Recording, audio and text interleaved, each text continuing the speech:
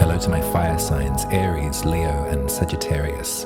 Welcome to the Pisces Lunar Eclipse. You'll find the timestamps for your rising signs listed below. Hello Aries Rising, welcome to your reading for the Pisces Lunar Eclipse happening very soon, this Wednesday the 18th of September at 12:36 p.m. if you're in the Southern Hemisphere with me. So, this is the perfect opportunity, babe, to just let it go. We know that during eclipse season, there's little that we have access to, there's little say-so we have in the co-creation aspect of our astrology. And we know that the dragon's going to point and direct us into an area of our lives that we really need to put extra emphasis on. And it's the beginning of a story that will be with us for the next 12 to 18 months. Now, thinking about all of those ideas and looking at your birth chart, there's something that I feel really proud of you, Aries Rising, about the direction that you've taken, because we know that the dragon is still in Aries with the tail in Libra. And so we've been thinking about your relationship styles, we've been thinking about the relationships that do make up your world and the ones that have sort of been falling away, the ones that you've had to release in order to maintain a sense of selfhood, to maintain a sense of pride in your own being. We've been pressing bruises with Chiron in that selfhood, that sense of belonging, that sense of clarity around your soul's mission.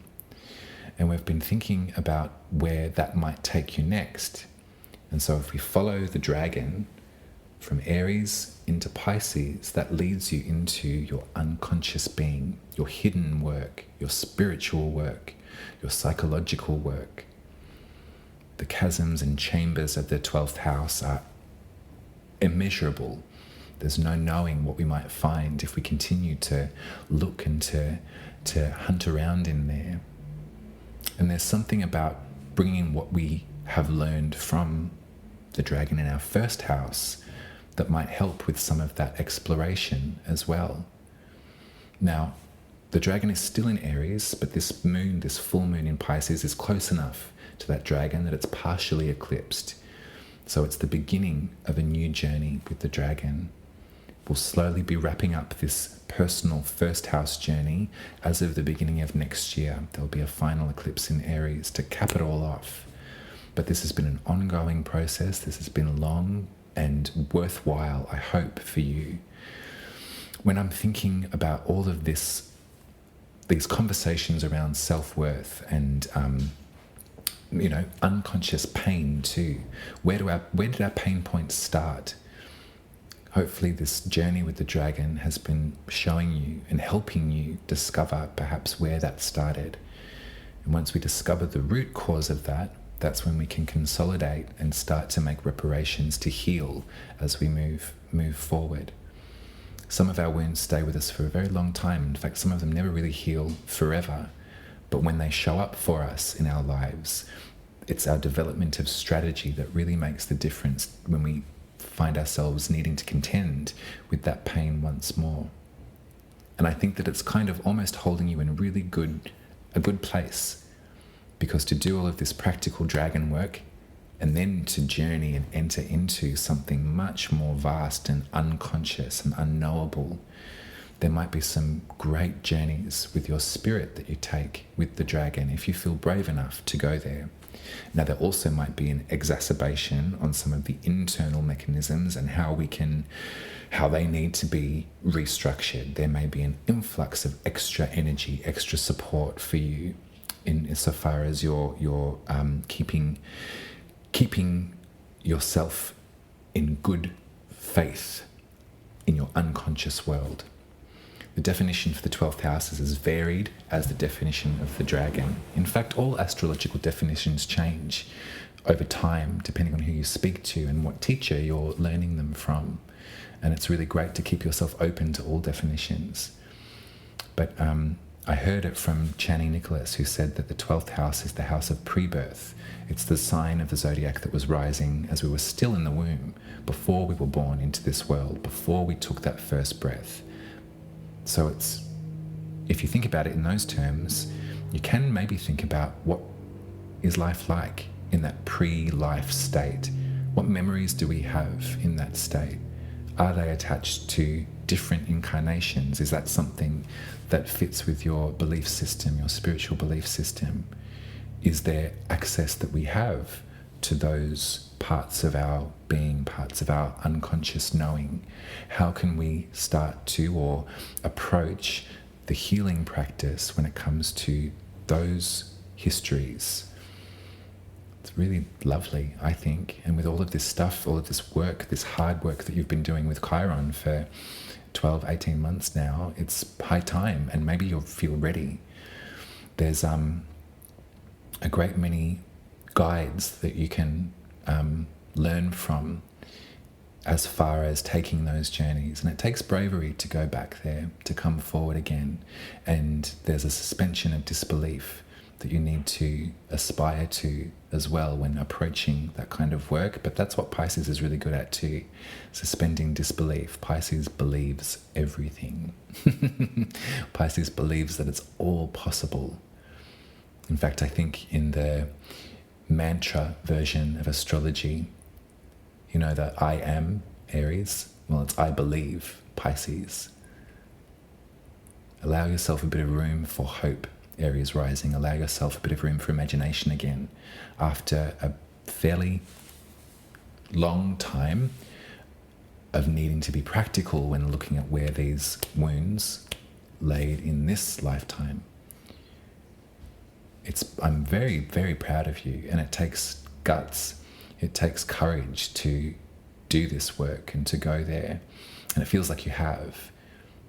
And maybe this crossover period, because the next eclipse after this lunar eclipse in Pisces will be a solar eclipse in Libra, and so that moment is going to call our attention back to our relationship zone, back to your relationships, back to this story that began in October last year about the enforced, maybe uncomfortable, definitely necessary shedding that needed to occur there.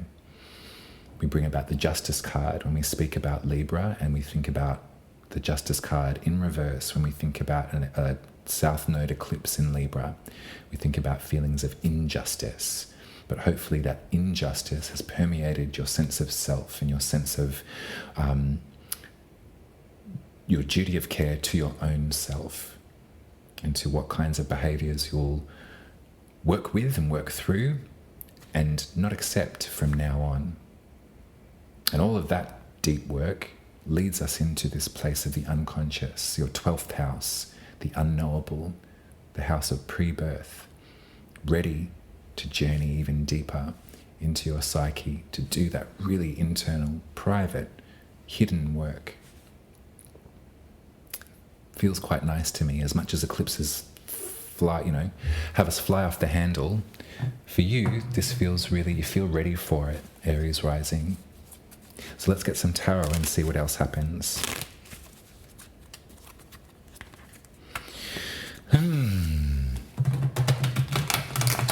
Now, just as a quick byline too, the week after this eclipse, so from the 20th of September all the way up until the 26th of September, nearly a full week, Mercury in Virgo and the Sun in Virgo are doing some really great, important clarifying work as far as your health is concerned. So thinking about your physical ecosystem, thinking about what repetitions and routines and necessities in your life you need to tend to. If things have been confusing there, or if there's been some if you've been also if your body's been telling you something, it's been telling you something, but you've found it difficult to really take the hint, then the week after this eclipse, thinking in opposition to the unknowable, unconscious 12th house, the 6th is very real, very practical, very hands-on. And so what this looks like is extra clarification around what healthy habits you need to instill to keep your body going in order to keep your body strong, so you can reach out into the distance of your unconsciousness with the 12th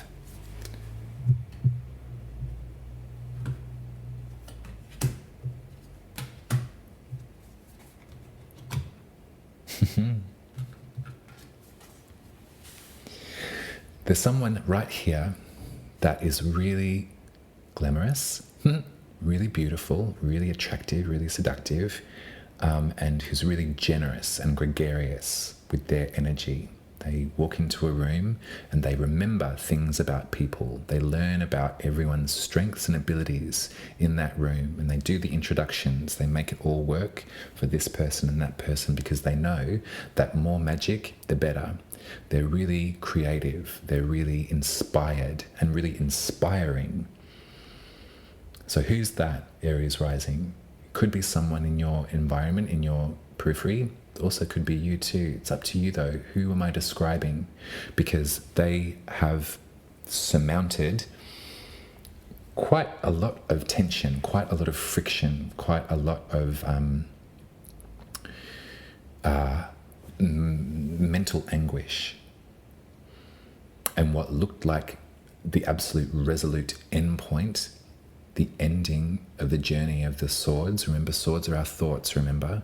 And the Ten of Swords upright is done. It's finished. That is resolution, whether we like it or not. In reverse, there's something here that's speaking to me of a story that's sort of like there's more to glean from this, or what can we take from this moment of such harshness and brutality.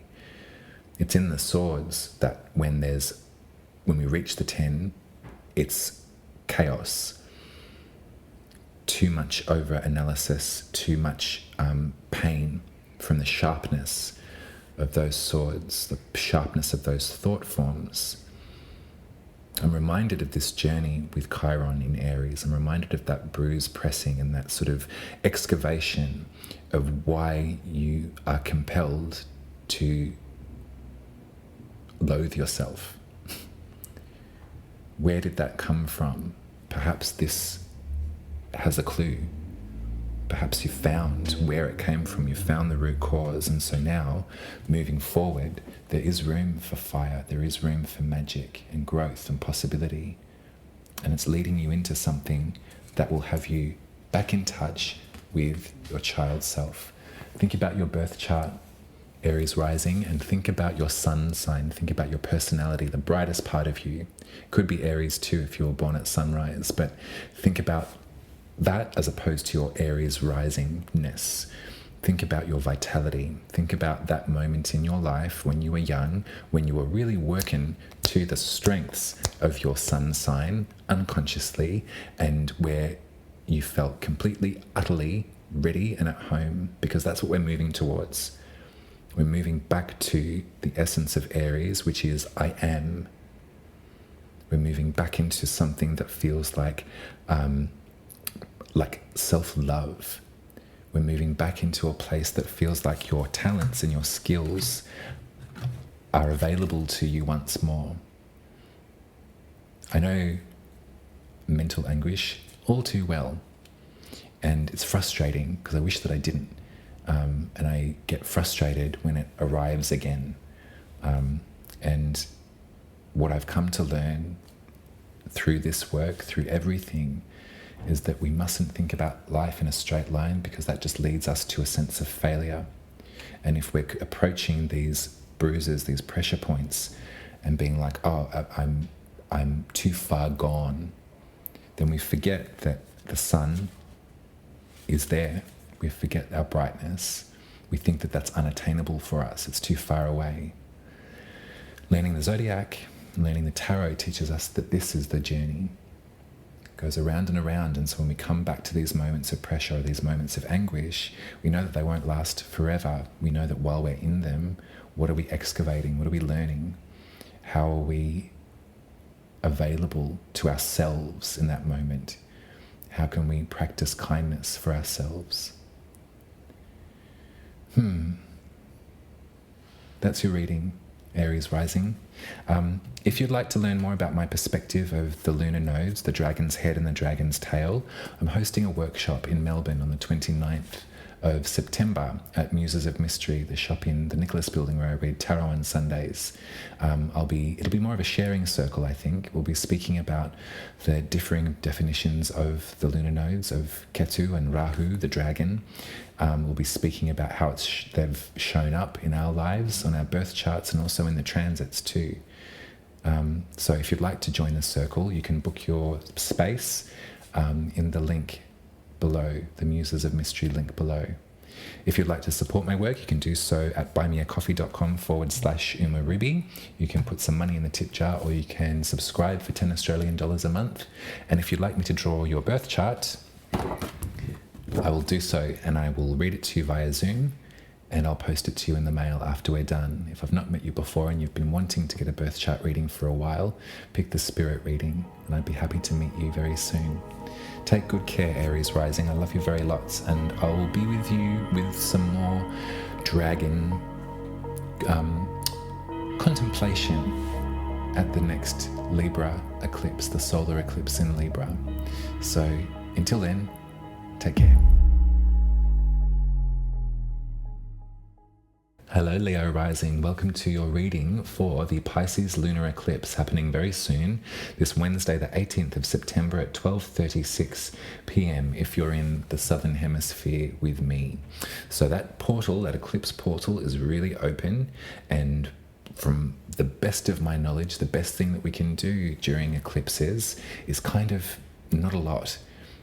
We kind of just allow things to change where they need to, sometimes for real abundant, obvious, excitable, unexpected vibes, and sometimes we have to loosen our grip and to let go of something that we'd much prefer not to. Sometimes it can feel really scary at eclipse periods. I always think about in the ancient times, eclipses were terrifying. The sight of the sun disappearing for a time, or the moon disappearing for a time, would have been petrifying if you didn't know what was going on. And so we sort of sew that part of our consciousness into eclipses. As much as we know practically, scientifically what's going on, the lunar nodes representing those points of eclipse, we also can't help but feel that sort of unpredictability.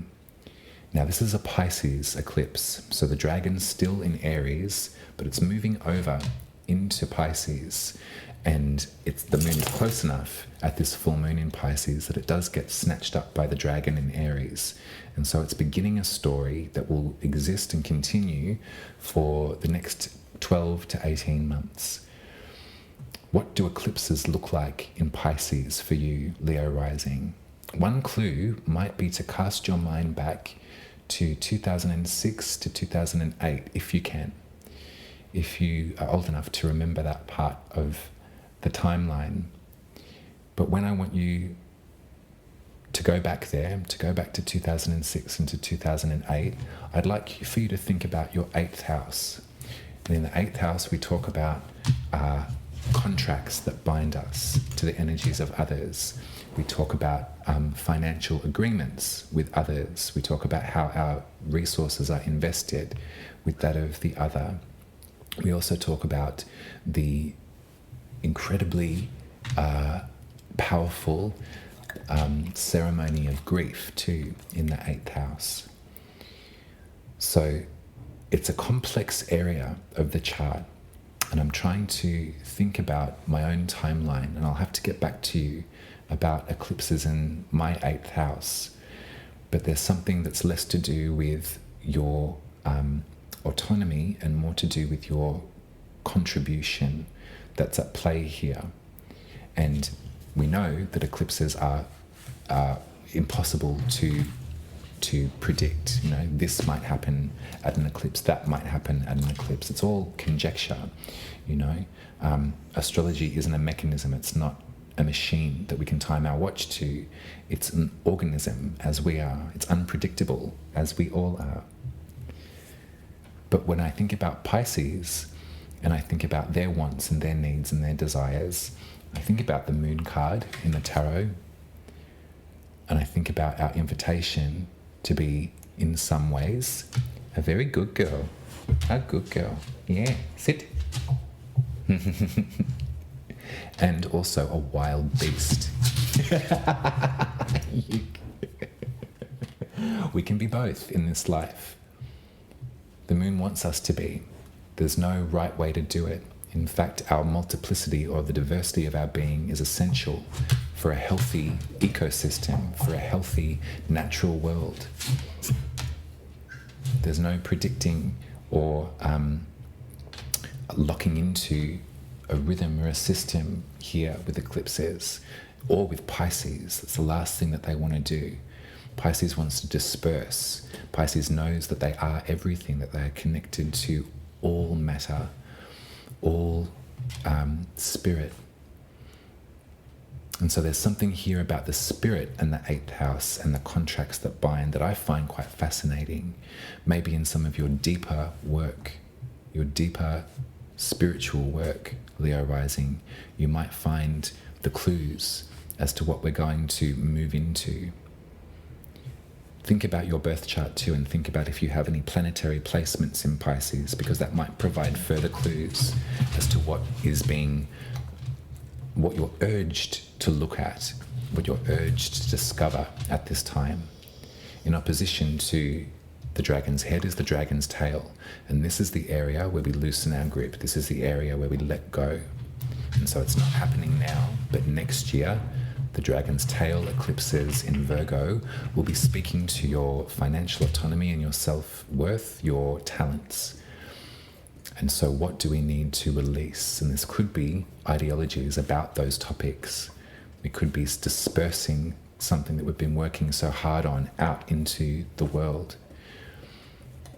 I'll leave that up to you, but there's something really vulnerable about this moment, I think, Leo rising. There's something really, hopefully, Piscean about it for you.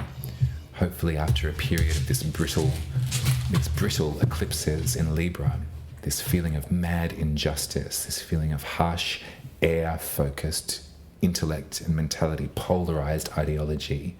Hopefully we're moving into something that feels a bit more connected. There's an urgency for us all to realize just how powerful it is to be alive right now, and the fact that life even exists at all. From all the scientific discovery and examination and exploration up until this point, it's planet Earth that bears life. And for this bracket of time in the universe's perceived existence too, it's pretty wild to think about. I like to think about this when I think about Pisces, because I like to think about it too. I like to connect those dots, or just to spend time just wondering about these possibilities in a world that's felt so air and is kind of getting crunchier with the mentality, with the ideology, astrologically speaking. In this sort of examination with the numbers and with the planetary aspects and alignments, that can be very cerebral. And so this Pisces lunar eclipse is inviting like some intuitive, hippy-dippy bullshit, which I think in moderation is essential. Do you ever think about that? Do you ever think about the idea of like life on Earth existing in this pocket in time? It's only us. Like, what are the chances?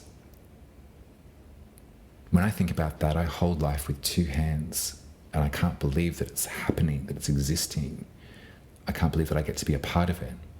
And that really helps me through darker times when my wildness perhaps is chasing the shadow.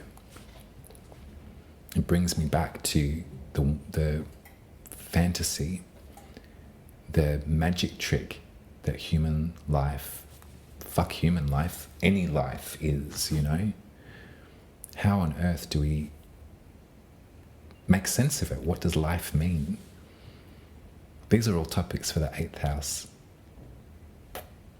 As much as we can talk about money, I'm seldom interested in talking about money, and Pisces is rarely interested.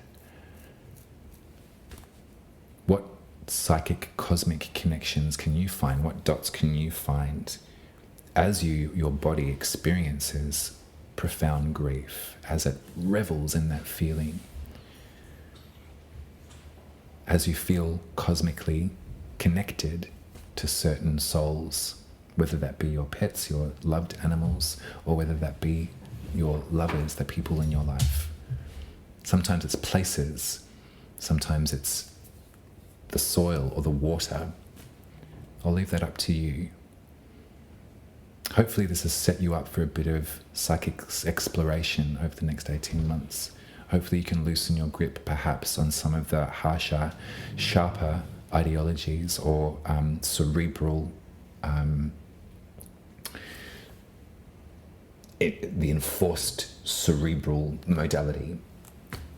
Hopefully we can, and that's not to stick your head in the sand and not look at the world at large and not look at the problems, the issues. Trust that Pluto is moving towards a further restructuring of some of these injustices.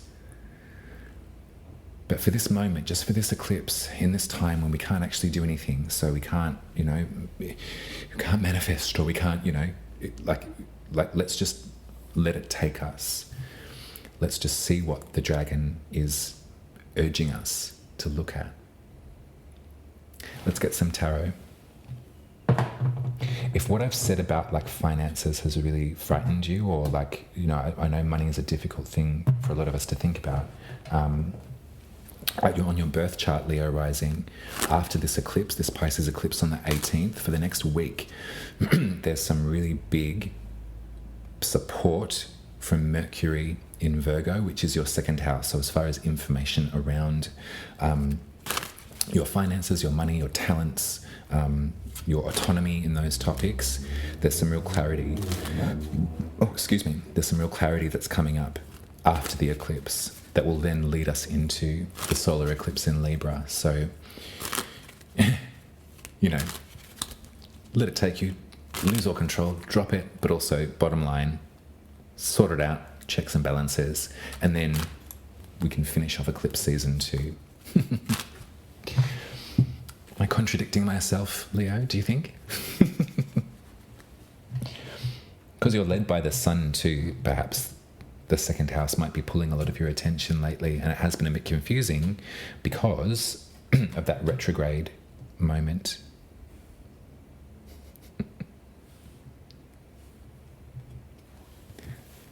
I love this version of the Hierophant card. It reminds me of Kate Bush. In different versions of the deck, it looks like a pope. There's someone who is a holy person with a big pointy hat and a red robe, and there's a chapel, and there's a lot of trauma attached to it. Fact. I trust everyone's faith when it's coming from good faith. I also criticize the structures of power that exist because of faith, because of organized religion. Undoubtedly, it has caused so much heartache and suffering and subjugation, and so that's just a fact. I'm not being critical of anybody's religion. I am being critical of the pre-existing power structures that override and hurt the vulnerable. So the Hierophant can sometimes look triggering, but in this version of the card, it's a wise woman. It's a seer. It's someone who has spent their life opening their portal, their channel to spirit world, someone that feels trustworthy. And again, there's a temple. People are coming for guidance, coming for healing. Bottom line, spirituality and spiritual lessons need to include healing. They can't include subjugation. They can't include hatred. Thou shalt not makes me feel ill. And so for that, I'm going to be really direct with you, Leo rising. But moving from this space into something that feels like a beautiful offer of potential in regard to your heart space, in regard to your love.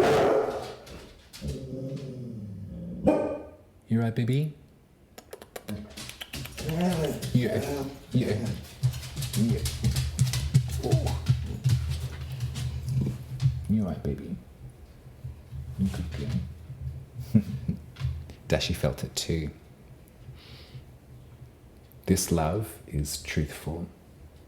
This love is honest, and this love is really pure and really yours.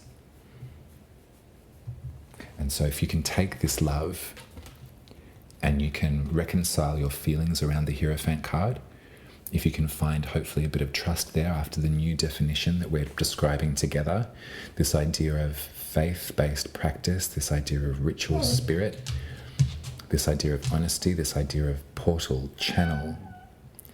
Look what this love is offering you. Creation. We take what we know from the land of the spirit. We bring it into our heart.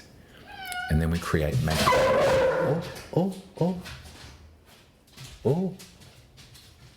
We create magic with it. Now, I might leave it there, Leo Rising, because I've got some interspecies relationships to tend to. But if you're working from your heart, and if this love feels real, I say take it. Take this moment with the dragon, ease up with the eclipses, let that take you to, and then we'll see each other on the other side. Much love to you. If you would like to learn more about the dragon, I'm hosting a workshop on the lunar nodes, the dragon's head and tail, at Muses of Mystery in the Nicholas Building in the city where I read tarot every Sunday. You can make your appointment for that workshop in the link below. If you would like to support my work, you can do so via buymeacoffee.com/umaruby. And if you would like me to read your birth chart, I will draw you one. They look like this. Head to my website, book the spirit reading, and I'll read it to you via Zoom and then post it to you in the mail so you have the hard copy. So much love to you, Leo Rising. I hope that this was beneficial. I hope you feel ready to let it go and to release. Until next time, I love you very much.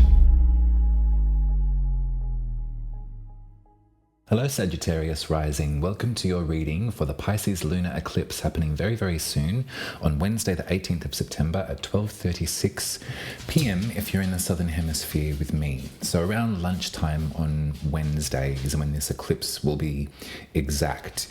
It's nothing that we really can or need to do at eclipse season. The portal is open, and so it's Pisces we're talking about, so confusion abounds. And also possibility is really rife. And hopefully we can take the offer from what's happening in the stratosphere and let it sort of wash over us. This is the beginning of a new story as far as the dragon is concerned, as far as the eclipses are concerned. I say the dragon because I'm talking about the dragon's head as the lunar node, the north lunar node, and the dragon's tail as the south lunar node. They have been eclipsing Aries and Libra for the last 12 months or so on our charts. And this is the changeover moment when the moon is close enough in Pisces to be eclipsed by the dragon's head in Aries. And soon the dragon's head will be moving full time into Pisces for the following 18 months. What does this mean? It means that your root structure, your definition of your home base, your relationship perhaps with your ancestors, your family or your chosen family is being pulled into really sharp focus. The dragon is insatiable to look at this part of your life, and you may feel pulled back and pulled back and pulled back to this topic, whether you like it or not. And from my experience of recently having the dragon facing my 4th house and the dragon's tail in my 10th house in opposition, my most public facing visible self that's attached to my career and my vocation, it was really obvious to me once I learned and figured out how this was showing up. And on another personal note, at that time, it was my nodal return as well. So it was on my birth chart when I was born, the dragon was facing my 4th house and the tail in the 10th house. And so it was kind of this examination of this part of my chart, an insufferable, infuriating examination of this part. Ancestral trauma is something that we have language for as the culture evolves. And it's really powerful and it's really important, and it can really inform some of our healing. Sometimes the dragon pulls us to the roots of our chart in order for us to examine the pain points, but also for us to take the offer of comfort and of safety at this time. The tail in the 10th house of your most public perception is enforcing something that feels like an absolute peeling back and a shedding. There may be things that you have become used to being attached to your perception that are not required at this time any longer. And the dragon is swatting that away, preconceived notions of your public-facing self, preconceived notions of your career, of your work ethic, your outlook, your output is what I'm trying to say. All the while focusing, harnessing in on the base of your chart, your root structure. Now, for good and for bad, we never know, because that's unstable energy, and probably it will include both. It will include great revelations, great examinations, great moments to accept the offer of comfort and of nurturing, to feel connected in some capacity to those that have gone before you, to your relatives and your immediate family, and to generations gone by. Maybe there'll be something to do with an examination or an overexertion of your sense of belonging too. We belong in the 4th house. We find comfort there. Some of us that had a checkered past with our 4th house have often looked to find comfort in our 10th house, in our most public-facing self. That's where we find security and nurturing and safety, in opposition to where it is traditionally assumed that you might find those feelings of protection. Either, whichever way the cookie crumbles, however it shows up for you in your life, Sagittarius rising, this is what I imagine the dragon is emphasizing and urging us to look at. Now, on that topic, at this particular eclipse in Pisces, this lunar eclipse in Pisces, the sun and the moon are in a pretty harsh, not exact, but near enough square with Jupiter in Gemini. So Jupiter, we know, expands upon and furthers to and examines and exacerbates and offers and gives. Jupiter is not comfortable in Gemini at all. They'd much prefer to be in Pisces or to be in Sagittarius. That's their home base. And so there's a frenetic sort of feeling with Jupiter in Gemini. There's an oversharing and over-examination. There's, thinking about the twins, a lot of back and forth. So to have square with your intimate relationships, so we're looking at your 7th house now, which is your partnerships, people in your life that you would consider good friends, relations, lovers, work colleagues. This moon, this eclipse, is in sort of starker contrast with that part of your life too. So thinking about public-facing self, private self, and your relationships, there might be something that feels a bit like a jolt, but we've got to kind of just work with it. We've got to move with it. In hindsight and in retrospect, my examination of my lunar node, my nodal placements, has been really valuable. And that part of my life particularly was really valuable in retrospect to look at. The peeling back of layers of self, the rebirthing of the new version of myself, all occurred throughout this time, to the letter almost. And maybe that's got something to do with a nodal return. That's got something to do with the pertinence of these topics being really obvious to us. But it was only in hindsight that I really understood, with my own study of astrology, I really got to know what this could mean, or why this happened, that was so compulsive, why I was being urged back. As much as I was wanting to set free, I was being urged back to home base, to look at it and to examine it and to feel it and to accept the offer and to remember those threads of nurturance that have always been available to me, and to really feel that safety in that root structure, to then continue the shedding, continue the birthing. It was really powerful. And so it might not happen so specifically for you like it did for me. That's just my example. We're all different. As much as we're all so similar and so connected, we've all got a different perspective and a different vantage point on this life, and different relationships with our fourth house, from one to the next to the next.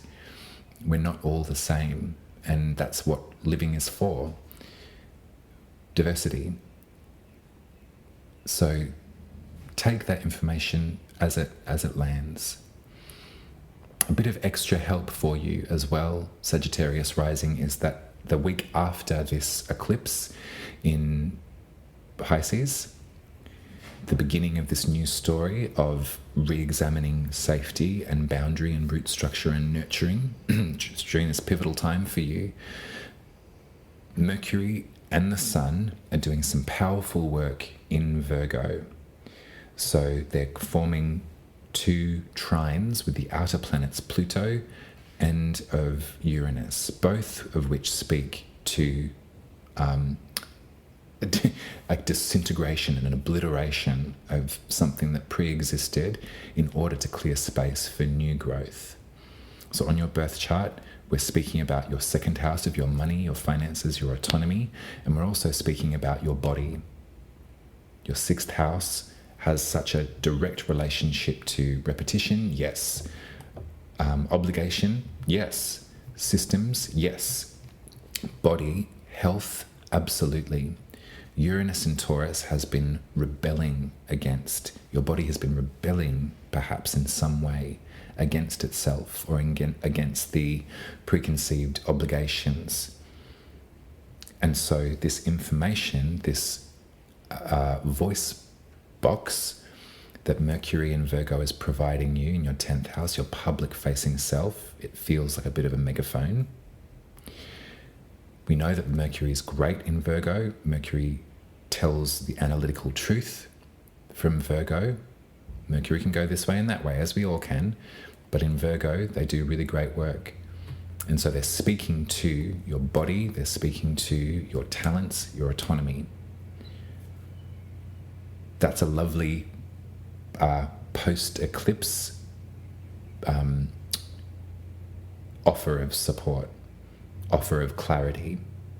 And that will lead us up into the final Libra eclipse. I can't be sure. I think there might be another one next year, but I'll have to look into that, because we are in the changeover. The dragon's moving from Aries and Libra into Pisces and Virgo. And so there's going to be some overlap depending on where the lunation takes place. But Libra is your 11th house, your sense of kinship, friendship, community responsibility. And the tail has been engaging in a bit of shedding in that area too. Isn't that interesting? That shedding, that relinquishment of something that we'd held on to as far as our sense of self in the greater good, the human collective, then moving into the 10th house of public perception. It's telling a really lovely story, and it's rebellious and it's supported by fact and intelligence and information. So hopefully this eclipse in Pisces will be a valuable marker point for you to begin something, to start something. And you can prepare yourself to just let it take you over the next 12 to 18 months. I'll say it again, we don't have to do anything. We can't actually really do anything during eclipse times as far as communing with our astrological archetypes, as co-creating. It's kind of impossible. It's sort of maybe in that definition of the dragon, predestined. So let's see what happens, and let's get you some tarot too. Yeah.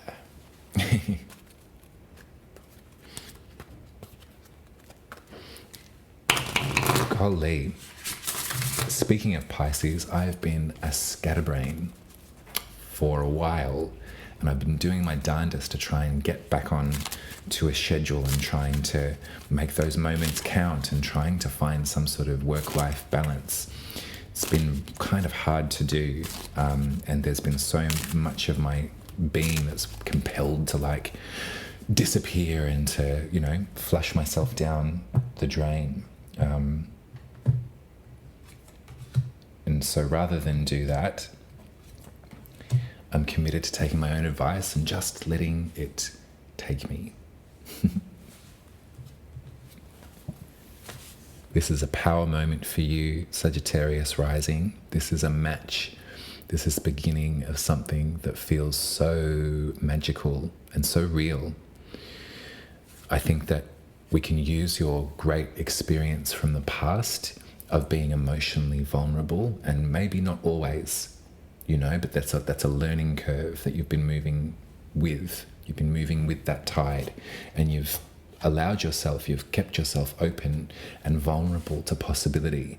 And it looks like the possibility is arriving right here in the middle. And as we move along, it's really going to remind you of the way that you've always been. It's going to hold something that feels like nostalgia in a really warm breast pocket. And it's going to remind you of different parts of your childhood or different parts of your development, of your upbringing, where you were your absolute truest possible self and you felt free enough to share with others that truth. There's something nostalgic about it, but I like that we're looking forward, looking into nostalgia. We're moving towards it. And it's got a lot to do with this match in the center. I love that version of the Ace of Wands. It's really fertile. It's really visceral. It's really physical. So bless you, Sagittarius Rising. I look forward to hearing how it all goes for you. I look forward to, maybe in retrospect too, you know, sharing stories about the dragon.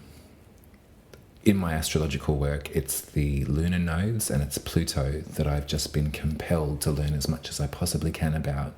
I think because those elements of the chart were so pivotal to my development and my story, my life.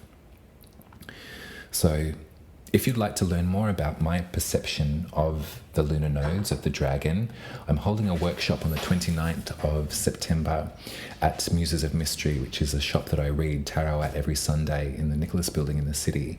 And it'll be a sharing circle. So rather than we won't be not so much of like a ritual or sort of like a manifestation moment, it will be a sharing circle. And we'll talk about the lunar nodes. We'll talk about how we've experienced them in our lives and what they look like in transit and from different perspectives. Sorry, I've just got company. Hi.